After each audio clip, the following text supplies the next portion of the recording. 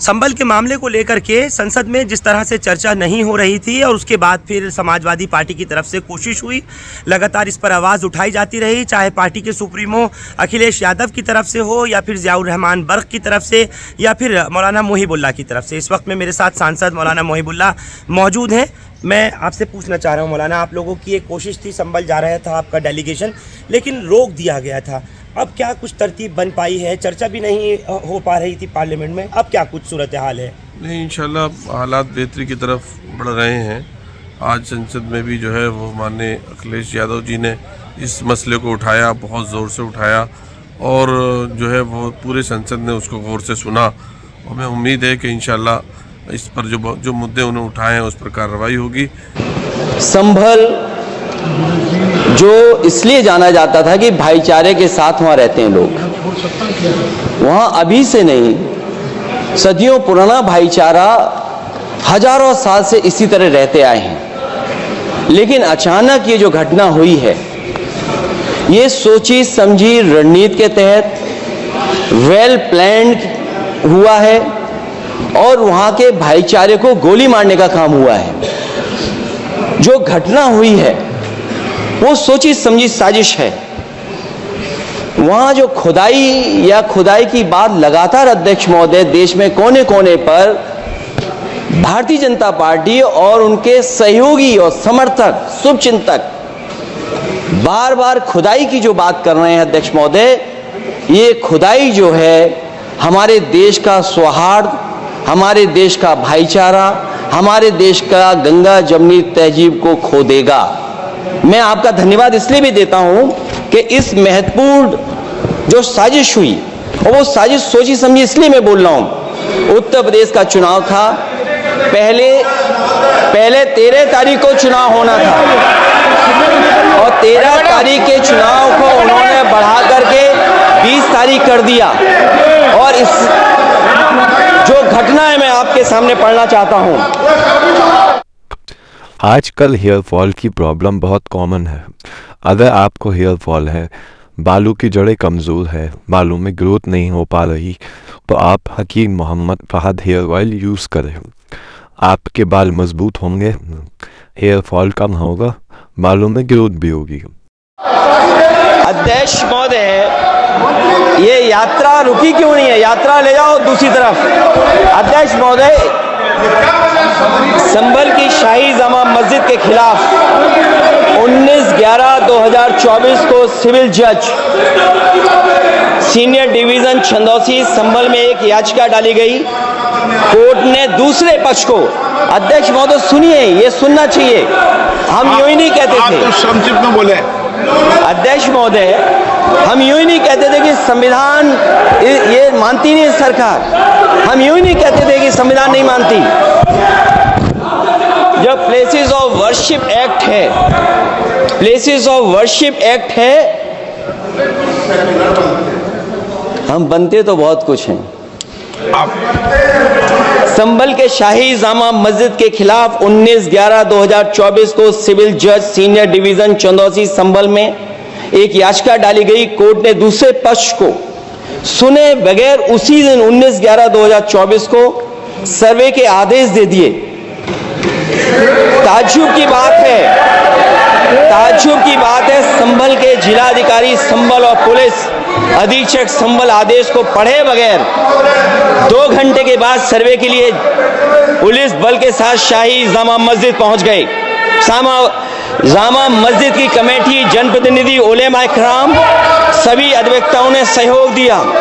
जिलाधिकारी संभल और पुलिस अधीक्षक संभल ने 2.5 घंटे सर्वे के बाद कहा, आप सब सर्वे पूरा हो चुका है और अब रिपोर्ट कोर्ट को भेज दी जाएगी। लेकिन दिनांक 22/11/2024 फ्राइडे को जुमे की नमाज के लिए लोग नमाज अदा करने के लिए जामा मस्जिद पहुंचे, लेकिन पुलिस प्रशासन ने बैरिकेड लगा दिया ताकि लोग नमाज न पढ़ सकें। उसके बाद भी लोगों ने संयम बरतते हुए नमाज अदा की और किसी प्रकार का विरोध प्रदर्शन नहीं किया। 29/11/2024 को कोर्ट की अगली तारीख तय थी। शाही जामा मस्जिद की कमेटी और मुस्लिम समाज के सभी लोग कोर्ट में केस की पैरवी के लिए तैयारी कर रहे थे, परंतु दिनांक 23/11/2024 की रात पुलिस प्रशासन द्वारा कहा गया 24/11/2024 यानी अगले दिन सुबह को दोबारा सर्वे किया जाएगा। शाही जामा मस्जिद कमेटी और अधिवक्ता ने कहा कि इस सर्वे तो मुकम्मल हो चुका है, अब दूसरे सर्वे की क्या आवश्यकता है। कोर्ट के आदेश का हमने पालन कर दिया, अगर दूसरे सर्वे कराना है तो दोबारा आदेश करवाएं, कोर्ट के आदेश के बाद हम दोबारा सर्वे करा देंगे। लेकिन जिलाधिकारी संभल और पुलिस अधीक्षक संभल ने कोई सुनवाई नहीं की और तानाशाही दिखाते हुए सुबह के वक्त से पहले शाही जामा मस्जिद आ गए। शाही जामा मस्जिद कमेटी और मुस्लिम समाज के लोगों ने फिर भी धैर्य रखा और दोबारा सर्वे के लिए अंदर ले गए। सर्वे के दौरान करीब 1.5 घंटा बाद जब जनता को सूचना मिली तो वो इकट्ठा होना शुरू हो गए। लोगों ने सर्वे का कारण जानना चाहा तो सर्किल ऑफिसर ने उनके साथ गाली गलौज की और लाठीचार्ज करवाकर बुरी तरह जख्मी कर दिया। इसका विरोध करते हुए चंद लोगों ने पत्थर चलाए, जिसके बदले में पुलिस के सिपाही से लेकर के अधिकारियों तक ने अपने सरकारी और प्राइवेट हथियारों से गोलियां चलाई, जिसका वीडियो रिकॉर्डिंग है, जिसके एवज में दर्जन लोग गोलियों से घायल हो गए हैं। 5 मासूमों जो कि अपने घर से सामान लेने के निकले थे, उनकी मृत्यु हो गई। संभल का माहौल बिगाड़ने में संभल का माहौल बिगाड़ने में याचिका दायर करने वाले लोगों के साथ पुलिस और प्रशासन के लोग जिम्मेदार हैं। इनको निलंबित किया जाना चाहिए और हत्या का मुकदमा चलाया जाना चाहिए, जिससे कि लोगों को इंसाफ मिल सके और आने वाले समय में कोई इस प्रकार की संविधान के खिलाफ और गैर कानूनी घटना को अंजाम न दिया जा सके। अध्यक्ष महोदय, ये लड़ाई दिल्ली और लखनऊ की है। नो प्लीज कभी दिल्ली पहुंचे थे जिस रास्ते, वही लखनऊ वाले उसी रास्ते पहुंचना चाहते हैं। उज्जर रमन सिंह जी 2 मिनट बोल रहे हैं, आप 1 मिनट बोल रहे हैं। हो गया विषय आपका अखिलेश जी विषय हो गया आपका, अखिलेश जी विषय हो गया आपका। और जो है जिन लोगों को रोका जा रहा है, जैसे हमें उस दिन रोक दिया गया था और दूसरे लोगों को, कांग्रेस को भी रोका जा रहा है, दूसरी पार्टियों को भी, जिसको भी जो भी जाना है। हमारा जो समाजवादी पार्टी का जो डेलीगेशन जा रहा था उसको भी रोक दिया गया था। तो हमें उम्मीद है कि इंशाल्लाह वो अब हम जाएंगे और लोगों के दुख दर्द में शामिल होकर उनके हालात, सही हालात जो उनके साथ पेश आए हैं और जो वाक़यात रूनुमा हुए हैं दुख दर्द के, वो उनसे जान करके उनके दुख दर्द में शामिल होकर उनको जो है हल करने की कोशिश करेंगे।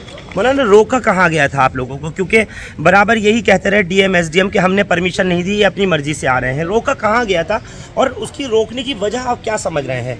नहीं, देखिए, हम लोगों को रोका गया था यहाँ जब हम यूपी में दाखिल हो रहे थे दिल्ली से कौशाम्बी के पास में। यहाँ पर हमारे काफ़िले को रोका गया और उसमें हमारे साथ में हरिंदर मलिक जी थे, मुजफ्फरनगर से एमपी, और एमपी साहब ज़ियाउर रहमान बर्क साहब थे और हम खुद थे। तो उन्होंने आगे बढ़ने नहीं दिया हमें। हम लोगों ने कानून के क्यों, वजह क्या है, डर क्या है इनको, किस बात का डर है? नहीं, अब ये तो ये समझते होंगे, लेकिन हमें तो बहरहाल जाना है और इंशाल्लाह हम लोग जाएंगे। मौलाना, चर्चा नहीं हो पा रही थी, अखिलेश यादव जी बराबर कह रहे थे, आप लोग जोर डाल रहे थे, इकरा हसन ने भी कहा, मुसलसल कह रहे थे, ज़ियाउर रहमान कोशिश में थे। क्या वजह है कि चर्चा नहीं चाह रही थी इसके ऊपर सरकार, या जवाब नहीं देना चाह रही थी सरकार? देखिए, जब भी कहीं कोई गलती होती है तो उसको हल किया जाता है। ये भी जो गलती हुई है इंतज़ामिया से, एडमिनिस्ट्रेशन से, प्रशासन से जो ज़्यादती हुई है, उसकी तलाफ़ी होनी चाहिए। जिन लोगों के ऊपर नाजायज़ मुकदमात हो रहे हैं उनको ख़त्म किया जाना चाहिए और जो अमवात हुई हैं उनको कंपनसेशन होना चाहिए और जिन्होंने बेगुनाहों पर अत्याचार किया है उनके खिलाफ केस दर्ज होने चाहिए। लेकिन वो गोली चलाने वाले सीओ का अभी तक कुछ कहीं नहीं जा रहा है, ना ही किसी तरीके का कोई एक्शन लिया जा रहा है। इंशाल्लाह उम्मीद है, अब पार्लियामेंट में बात उठी है तो पार्लियामेंट का सम्मान सभी करते हैं। प्रियंका जी भी जाने के लिए कह रही हैं आप लोगों के साथ? जाएंगे, जाहिर से इंडिया अलायंस में वो भी हैं, तो इंशाल्लाह वो साथ में। संभल के तमाम लोगों से भी हम अमन और शांति बनाए रखने की अपील करते हैं और सब्र की अपील करते हैं। इस तरह सब्र का मुजाहरा भी किया है और जिस तरह से सब्र का उन्होंने मुजाहरा और हिम्मत का मुजाहरा किया है, इतने अत्याचार के बाद जो है सब्र का पैमाना टूट जाता है, लेकिन उन्होंने सब्र के दामन को हाथ से नहीं छोड़ा। जो बच्चे गिरफ्तार हो रहे हैं, जो बच्चे गिरफ्तार हो रहे हैं उनको हम चाहते हैं कि उनकी गिरफ्तारियां बंद होनी चाहिए और उनको जो जेलों में हैं उनको जल्द अज जल्द रिहा करना चाहिए, उनके साथ भी अच्छा सलूक करना चाहिए, क्योंकि वो सब हमारे इंडियन शहरी हैं और यहाँ के रहने वाले हैं, यहाँ के शहरी हैं। नाजायज़ कार्रवाई बंद होनी चाहिए। चलिए, बहुत बहुत शुक्रिया मौलाना मोहिबुल्लाह को आप लोग सुन रहे हैं। पार्लियामेंटेरियन हैं, सांसद हैं समाजवादी पार्टी से रामपुर के, और यहीं सामने पार्लियामेंट जो आप देख रहे हैं वहीं पर आवाज़ लगातार बुलंद कर रहे हैं, मुसलमानों के ही नहीं बल्कि तमाम कौमों के मसले मसाइल को लेकर, और ख़ुसूसी तौर पर जो संभल में जो भी कुछ हुआ उसको लेकर के मौलाना मोहिबुल्लाह ने ही क्या और ज़ियाउर रहमान ख़ुद जो वहाँ के सांसद हैं, इन सभी लोगों का एक यही मांग है, किसी के भी साथ ज़्यादती नहीं होनी चाहिए किसी कीमत पर। और दूसरी जो नाजायज़ गिरफ्तारियाँ हो रही हैं उन तमाम चीज़ों को लेकर प्रशासन की क्या गलती रही है, संभल की जामा मस्जिद के सर्वे के दौरान इन सब चीज़ों को लेकर इन्होंने आवाज़ उठाई है। अभी तक चर्चा नहीं हो रही थी। मैं फिर एक मरतबा आपको बता रहा हूँ, तमाम सांसदों की कोशिश के बावजूद, यानी जो समाजवादी से हैं या और दूसरी पार्टी से हैं, उनके कहने के बावजूद चर्चा नहीं हो रही थी। लेकिन कम अज़ कम अब उस मामले को लेकर के स्पीकर ने मौका दिया और उसके बाद चर्चा पर भी हामी भरी है। आगे क्या कुछ होगा वो देखने वाली बात होगी। लेकिन सुप्रीम कोर्ट के इंटरवेंशन के बाद में अब फ़िलहाल संभल में जो स्थिति है वो नॉर्मल सी की तरफ दौड़ रही है। दुकानें भी लोगों की खुल गई, बाज़ार भी खुल गए हैं, और अब जो स्कूल वगैरह हैं उनके ऊपर भी पूरी तरह से विचार करने के बाद खोल दिया जाएगा। आप लोग हमारे साथ पार्लियामेंट से इस खबर पर जुड़े, आप सबका बहुत शुक्रिया। हिंदुस्तान लाइव फरहान याहिया यूट्यूब पर सब्सक्राइब कर सकते हैं और क्लिक कर सकते हैं बेल आइकन हमारी खबर की पहली नोटिफिकेशन के लिए। फेसबुक पर हमारा page Hindustan live Farhan Yahiya follow और लाइक कर सकते हैं। Thank you for now.